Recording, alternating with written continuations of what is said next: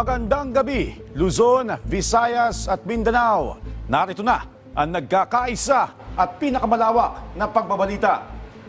Sa pangunguna ng Presidential Communications Office na kinabibilangan ng Philippine Information Agency, Philippine News Agency, Presidential Broadcast Service Radyo Pilipinas, IBC at PTV. Mula sa PTV, ako po si Sheila Salaysay. Ihahatid namin ang mga komprehensibo at mahalagang balita mula sa iba't ibang bahagi ng bansa. Mula sa PTV, ako po si Joshua Garcia. Ito ang Balitang Pambansa. Ngayong gabi sa Balitang Pambansa, Synergy Grid and Development Philippines Incorporated tinanggap ang binding offer ni Pangulong Ferdinand R. Marcos Jr. para sa 20% shares ng National Grid Corporation of the Philippines na hahawakan ng Maharlika Investment Corporation. Agriculture Department sasampulan ang isang kumpanya ng kasong paglabag sa batas laban sa mga smuggler at hoarder ng agricultural products. Halos 100 cold storage facilities target ipatayo ng Department of Agriculture sa ilalim ng administrasyon ni Pangulong Ferdinand R. Marcos Jr. Armed Forces of the Philippines pinapalakas ang seguridad ng komunikasyon laban sa mga posibleng banta. Dating Iloilo Mayor Jed Mabilog binigyan ng executive clemency ni Pangulong Ferdinand R. Marcos Jr. At Pangulong Ferdinand R. Marcos Jr. binalikan ang alaala na nakasama ang yumaong batikang aktres na si Gloria Romero. Una po sa ating mga balita, tinanggap ng SGP o Synergy Grid and Development Philippines Incorporated ang alok ni Pangulong Ferdinand R. Marcos Jr. para sa 20% shares ng NGCP o National Grid Corporation of the Philippines na hahawakan ng Maharlika Investment Corporation. Sinaksihan ng Pangulo ang paglagda ng SGP at MIC sa binding sheet. Sa ngayon, nasa 40.2% ang ownership interest ng SGP sa NGCP. Sa pamamagitan ng kasunduan, 2 board seats ng NGCP ang ipagkakaloob sa MIC at dagdag na 2 board seats sa SGP. Dahil sa kasunduan, mas magkakaroon na ng impluwensya at kontrol ang pamahalaan sa isang mahalagang infrastruktura sa enerhiya para matiyak na ang bawat Pilipino ay may maaasahan at abot kayang supply ng kuryente. Kinumpirma ng Agriculture Department na isang kumpanya ang masasampula ng kasong paglabag sa batas laban sa mga smuggler at hoarder ng agricultural products. Ang detalye sa Balitang Pambansa ni Alan Francisco ng PTV Manila. May sasampulan na ang Department of Agriculture matapos lumabag sa Anti-Agricultural Economic Sabotage o ang Republic Act No. 12022. Layo ng batas na ito na magpataw ng mas mabigat na parusa laban sa mga smuggler at hoarder ng mga agricultural food products sa bansa, kabilang na ang kartel. Sa programang Mike Abi Live, sinabi ni Agriculture Assistant Secretary Spokesperson Arnel de Mesa na bagamat hindi pa pwedeng i-anunsyo sa ngayon, pero batid na nila ang pangalan ng nasabing kumpanya. Lalabas din natin yan. Saka tama ka, porsigido yung ating Pangulo na talagang itong smuggling, profiteering at saka hoarding ay masawatan talaga natin. Ang naturang batas ay isa lang sa mga akbang ng pamahalaan upang matiyak ang food security o may pagkaing sapat para sa mga Pilipino. Bukod sa batas na ito, nariyan din ang Republic Act No. 12078 o ang batas na nag-aamyenda sa Rice Tarification Law. Nakasaad dito na may kapangyarihan ang kalihim ng Agriculture Department na magdeklara ng food security emergency sa bigas dahil sa kakulangan ng supply o extraordinary na pagtaas ng presyo nito. Sa supply, wala tayong problema. Maganda ang supply natin. Bagamat bumaba yung lokal na produksyon, napakarami ng ating imported na bigas. Yung pagdating naman sa presyo, alam natin na maraming intervention na yung ating pamahalaan, yung ating Pangulo, pero despite this, meron mga ilan pa rin talaga na sa wholesale, sa retail, ay nagtataas talaga pa rin ng presyo.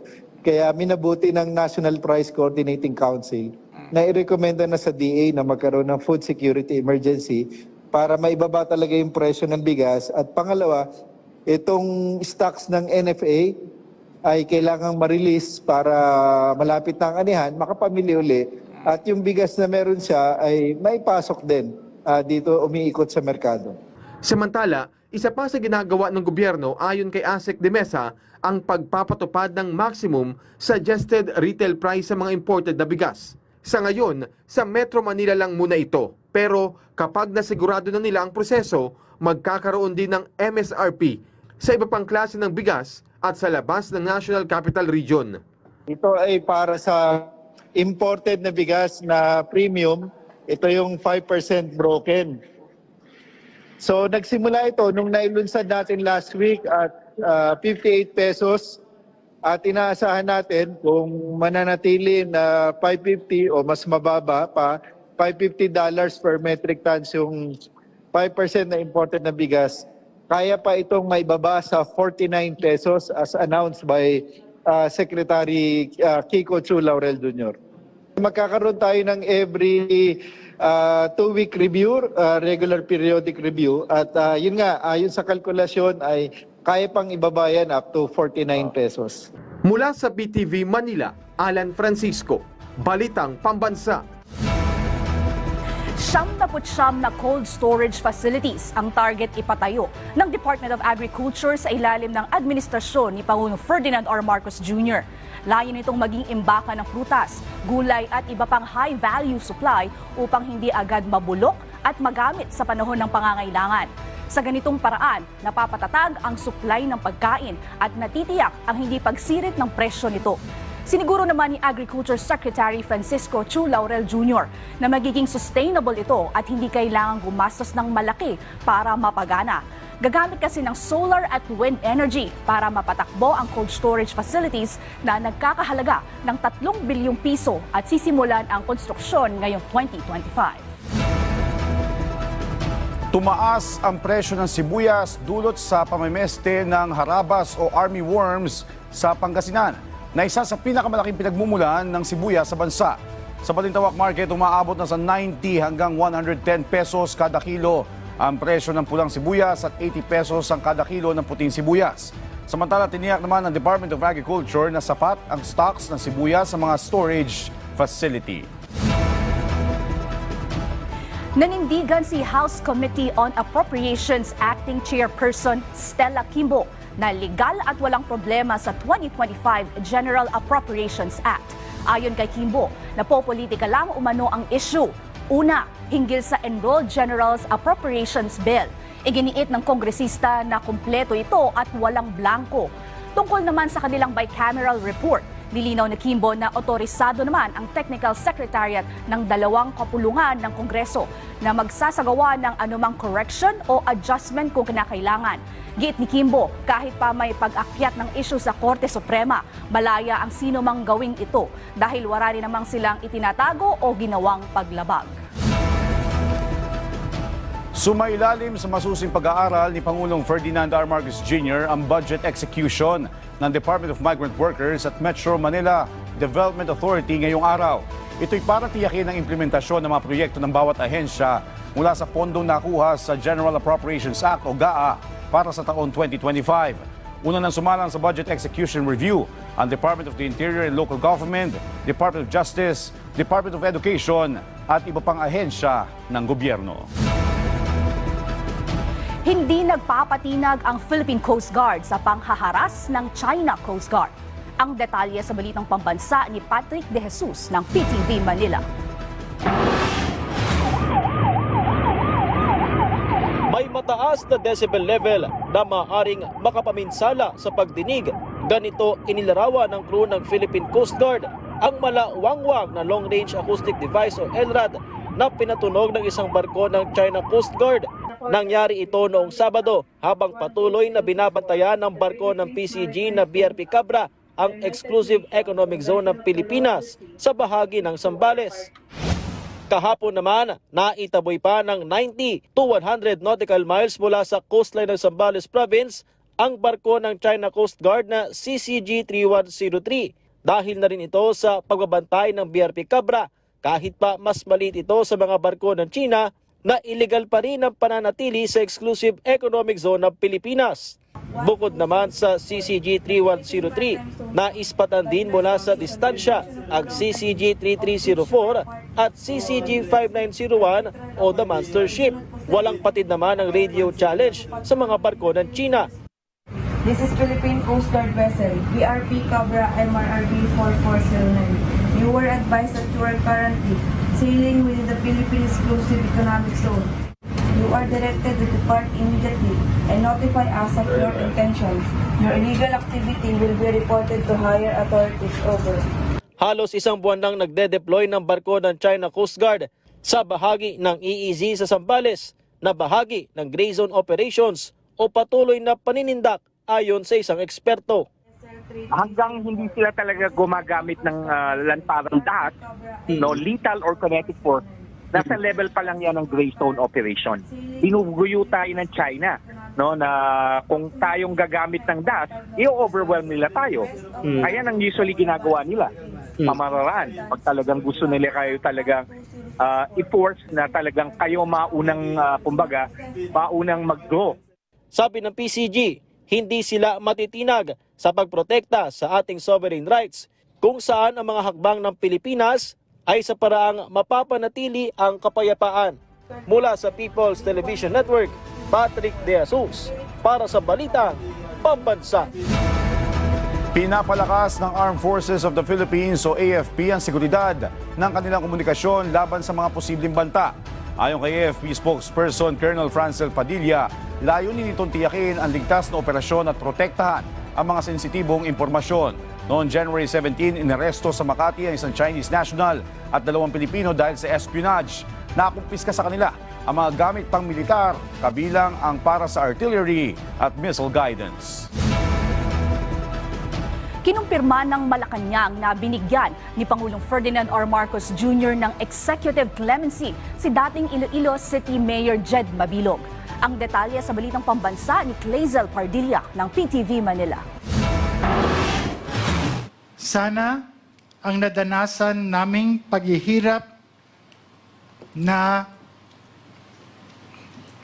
durog, persecution, trauma, at saka walang-wala ay hindi po mararanasan ng iba.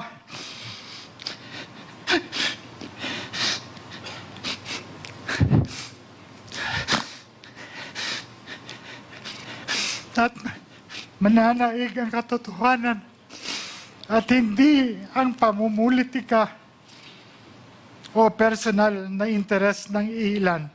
Yan di umano ang sinapi ni dating Iloilo City Mayor Jed Mabilog matapos akusahan ni dating Pangulong Rodrigo Duterte na protektor ng droga at isinama pa sa narco list noong 2016. Nagdulot daw yan ng banta sa kanyang buhay kaya napilitang umalis ang bansa noong August 2017 na naging mitya sa pagkakabigo na maipaliwanag ang administratibong kaso na isinampa sa kanya at kalaunay nagresulta ng gilting hatol mula sa ombudsman. Si Pangulong Ferdinand R. Marcos Jr. ginawaran ng executive clemency si Mabilog. The President decided to grant the request of former Mayor of Iloilo City, Jed Mabilog, because he pleaded that his liabilities or disabilities under that decision of the Ombudsman should be expunged. You will also recall that he was forced to leave the country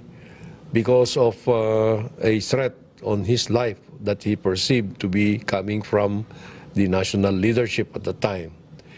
President Duterte accused him of being the drug lord in Iloilo City. 2017 nang sibaking bilang alkalde ng Iloilo si Mabilog dahil sa kasong serious dishonesty na isinampa sa ombudsman noong 2013 dahil sa hindi maipaliwanag nitong paglago ng yaman. Sa kabila nito, kinilala ng palasyo ang mabuting nagawa ni Mabilog. Sa kanyang liderato, pinarangalan ng Iloilo City bilang isang livable city mula sa National Competitiveness Council of the Philippines. Binigyang pugay din ng Philippine Drug Enforcement Agency ang anti-illegal drive campaign ni Mabilog noong 2016. Ayon sa palasyo, kasabay ng executive clemency ay ang pagbawi ng administrative penalties at disabilities kay Mabilog. Ang ibig sabihin niyan ayon kay DILG Secretary John Vic Remulla, balik na rin ang civil rights gaya ng karapatang tumakbo sa halalan ni Mabilog. Mula sa PTV Manila, Clayzel Pardilla, Balitang Pambansa. Kaugnay na balitang yan, nagpasalamat naman si dating Iloilo City Mayor Jed Patrick Mabilog kay Pangulong Ferdinand R. Marcos Jr. matapos nga siyang gawaran ng executive clemency. Ang detalye sa Balitang Pambansa ni Emmy Rose Santiagudo ng Radyo Pilipinas, Iloilo. Emosyonal na humarap sa kanyang mga taga-suporta si dating Iloilo City Mayor Jed Patrick Mabilog sa isinagawang misa sa kanyang tahanan sa Iloilo City kanina. Dito pinasalamatan ng dating alkalde si Pangulong Ferdinand Marcos Jr. matapos pagbigyan ng Pangulo ang hiling niyang executive clemency. Siniguro rin ni Mabilog na patuloy niyang pagsisilbihan ang mga Ilonggo na minsan niyang pinagsilbihan noong 2010. Nagpapasalamat po ako sa ating minamahal na Pangulong President Ferdinand Bongbong Marcos Jr. sa pag-grant ng aking request for executive clemency. I assure you po that I will continue po to serve our people, especially the Ilonggos of Dagdag pa ni Mabilog, nagpapatunay ang executive clemency sa maganda niyang nagawa sa lungsod noong siya pa ay alkalde. Doon po sa executive clemency na nakasulat na pag-grant sa paper ay nagsasabi ng lahat na nangyari, including the campaign against illegal drugs na ginawa ng aking administrasyon during my time. Setyembre noong nakaraang taon na nang bumalik si Mabilog sa Pilipinas at sumuko sa NBI upang harapin ang kaso sa Sandigan Bayan. Nakapagpiyansa siya at nakalaya kinabukasan. Setyembre 20 naman naghain ang dating alkalde ng petisyon sa Office of the President na humihiling na tanggalin ang kanyang administrative penalties na ipinataw sa kanya ng Sandigan Bayan. Mula sa Radyo Pilipinas, Iloilo, Emero Santiagudo para sa Balitang Pambansa.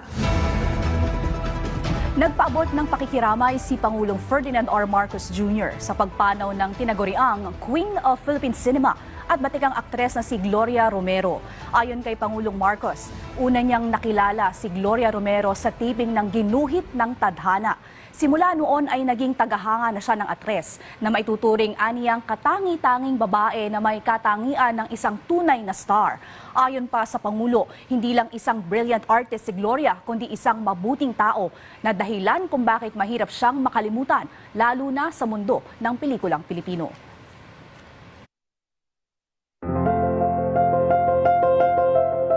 Makikita ang halaga ng isang bagay sa kung gaano kakahandang maghintay at magpursige upang makamit ito.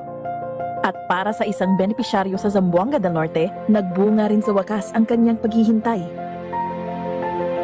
Ako si Ramon Siocon, tupuyo dire sa Bethlehem, ang akong edad karon 75 anyos.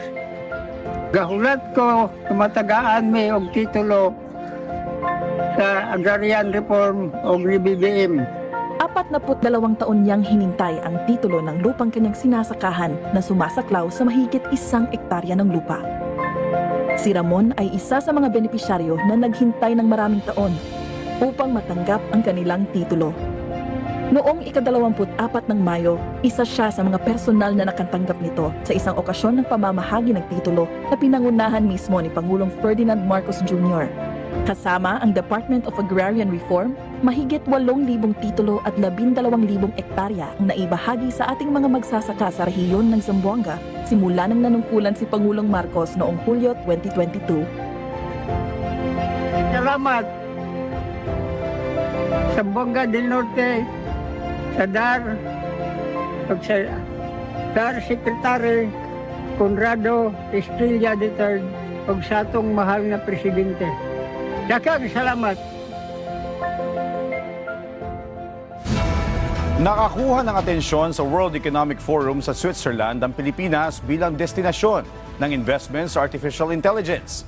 Inilatag ni Finance Secretary Ralph Recto ang mga bentahe ng Pilipinas bilang partner sa maunlad na ekonomiya sa harap ng makabagong teknolohiya.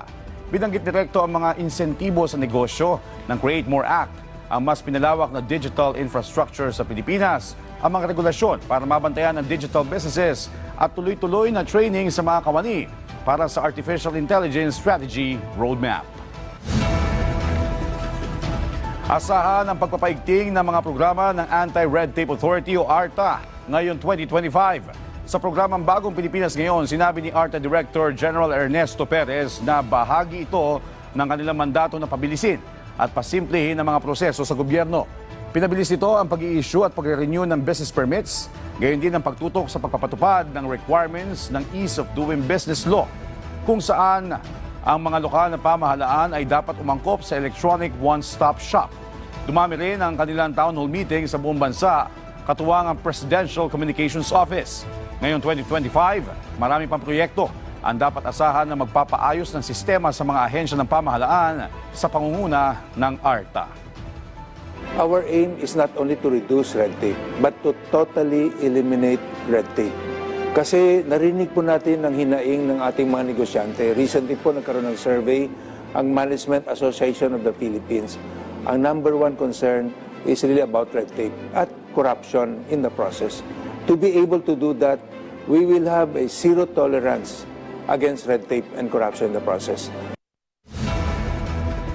Umarangkada na ulit ang pag-imprenta ng mga balota para sa 2025 national and local elections. Ayon sa COMELEC, pinaigting na nila ang pakikipagtulungan hindi lamang sa system provider na Miro Systems Company Limited, kundi pati na rin sa National Printing Office. Sinusiguro rin ng COMELEC na walang pagkakaiba sa itsura ng balota. Magiging mabilis ang printing at mababawasan ang mga defective na balota. Nakumpleto na ng Department of Public Works and Highways ang dalawang flood control projects sa Bagabag, Nueva Vizcaya. Una rito ang 554 linear meter slope projection sa Barangay Bakir. Ikalawa ang Tuaw North Tuaw Flood Control Structure Project na dadaan sa Magat River. Ang dalawang proyekto ay parehong nagkakahalaga ng tig 100 milyong piso. Dahil dito, inaasahan na maliligtas na ang mga residente at ang kanilang mga pananim mula sa baha. Abiso sa mga motorista, suspendido sa Miyerkules, January 29 ang pagpapatupad ng Expanded Number Coding Scheme sa Metro Manila bilang pagdiriwang ng Chinese New Year. Ayon sa MMDA, magiging mabigat ang daloy ng trapiko sa ilang lugar tulad ng Binondo, Maynila kung saan isinasagawa ng mga Chinoy ang kanilang tradisyon. Bilang pagdiriwang din ng Chinese New Year, sarado ang ilang kalsada sa Maynila ng madaling araw at alas 9 ng gabi sa January 28. Pinapayuhan naman ang mga motorista na dumaan muna sa mga inihandang alternatibong ruta.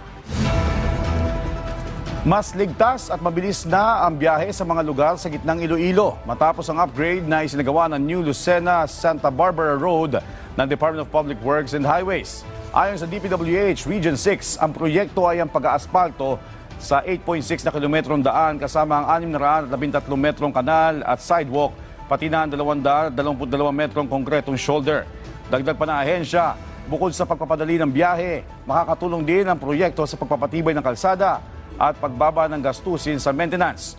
Kasama rin sa proyekto ang paglalagay ng reflectorized pavement markings at mga warning sign para sa kaligtasan ng mga motorista at pedestrian. Ang proyekto ay pinapatupad ng DPWH Iloilo 4th District Engineering Office at nagkakahalaga ng 122.4 milyon pesos. Muli na namang nagbuga ng abok ang Bulkang Canlaon sa Negros Island na tumagal ng halos 1 oras. Ayon sa PHIVOLCS, 8 beses nagbuga ng abo ang bulkan sa nakalipas na 24 oras kasabay ng naitalang 30 volcanic earthquakes. Umabot ang ashfall sa mga barangay ng La Castellana at La Carlota. Paliwanag ni PHIVOLCS Director Dr. Teresito Bacolcol, ang nasabing aktibidad ay pahiwatig na posible ang explosive eruption o pagputok ng Bulkang Canlaon sa mga susunod na linggo. Kaya naman inirerekomenda sa mga residente, partikular sa mga nakatira malapit sa paligid ng bulkan, na manatili muna sa mga evacuation center at huwag munang babalik sa kanilang mga tirahan.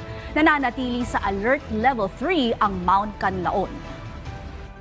Kapag may malinaw na indikasyon ng mas mataas na panganib tulad ng mabilis na pag-akyat ng magma o kung di kaya matinding seismic activity or yung nakita natin na ground deformation, nag-inflate, namamagal yung dalistis ng bulkan, then agad namin itaas ang alert level para mabigyang babala ang ating publiko at mga opisyal para sa mas maayos na paghahanda.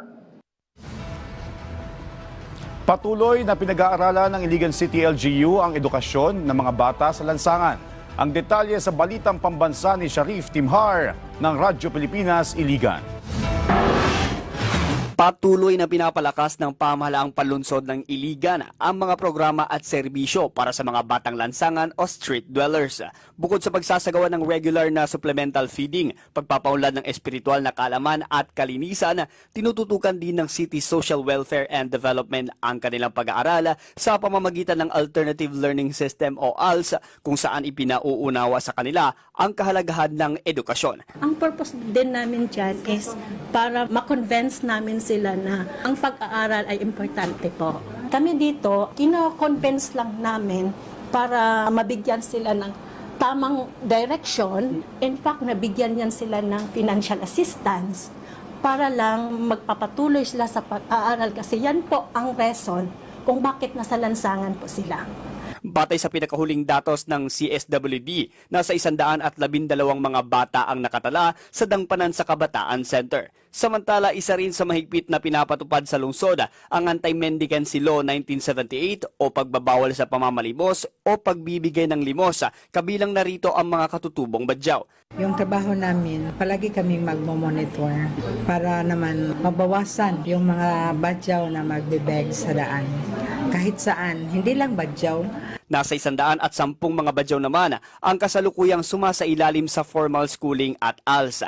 Pagtitiyak ng LGU, patuloy ang kanilang serbisyo alinsunod sa adhikain ni Pangulong Ferdinand Marcos Jr. para may angat ang kabuhayan ng mga taga-Iligan City sa bagong Pilipinas. Mula sa PBS Radyo Pilipinas Iligan, ito si Sharif Timhar para sa Balitang Pambansa. Nagkaisa ang iba't ibang sektor sa Eastern Visayas sa iisang layunin, ang matiyak ang pagkakaroon ng mapayapa, malinis at tapat na eleksyon. Ang detalye sa Balitang Pambansa ni Sol Ararcon ng PIA Eastern Visayas. Nagkaisa ang iba't ibang sektor sa Eastern Visayas sa layuning magkaroon ng mapayapa, malinis at tapat na eleksyon. Ang Advocates for Clean Elections o ACE ay pinangunahan ng mga leader ng sektor sa simbahan, kabataan, kababaihan, manggagawa, urban poor, LGBTQIA+, at mga peace advocate. Ayon kay Reverend Alfredo Tinio, tagapagsalita ng grupo, kailangan pumili ang taong bayan ng mga kandidato na may plataforma na tutugon sa mga pangangailangan ng bayan. Sinabi naman ni Alma Gabin, dating rebelde at ngayon peace advocate, na gusto nilang maging bahagi sa isang mapayapa at tapat na halalan. Isang manifesto of support ang pinirmahan ng mga kasapi sa kauna-unahang alyansa para sa payapa, malinis at tapat na eleksyon sa buong Eastern Visayas. Ngayon pa lang ay may ilang lugar na sa riyon ang binabantayan ng pulisya dahil sa posibilidad maging hotspots sa darating na eleksyon. Gusto namin na hindi magamit yung electoral system para makabalik sila ulit or para meron na naman silang lakas para makapag-organize, no? Mula rito sa Philippine Information Agency, Eastern Visayas, Sol Ararcon, Balitang Pambansa.